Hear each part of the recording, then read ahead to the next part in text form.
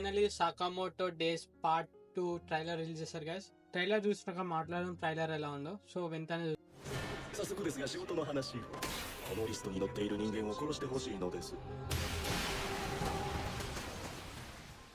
あれなんか痩せられない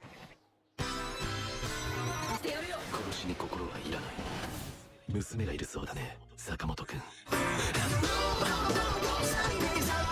やべえじじいが来た父親として引けない時が大事なものは自分の手で守りたいおかえり坂本太郎尊い正義への一歩だసో మనం ట్రైలర్ చూసే చెప్పగలుగుతాం ఈసారి సాకామోటో కట్టం సీరియస్ కాబోతున్నాడు. ఎందుకంటే అతని ఫ్యామిలీ మీద చేసినారు.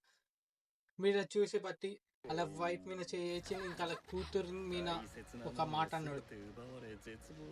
ఎట్లనే మనకి లాస్ట్ పార్ట్ 1 లో అయితే సాకామోటో మీద ఒక 1 బిలియన్ బౌంటీ వేసినారు ఆయన మీద. సో ఎన్నో మందిలో అసాసిన్స్ ఇప్పుడు సాకామోటోని చంపడానికి రాబోతున్నారు. ఇది జూలై 14th అయితే రిలీజ్ కాబోతుంది నెట్ఫ్లిక్స్ లా. దీనిలో కూడా మాక్సిమం ఒక 11 ఎపిసోడ్స్ ఉంటాయేమో. టోటల్ 22 ఎపిసోడ్స్. చూద్దాం ఎట్లా ఉంటుంది యానిమే.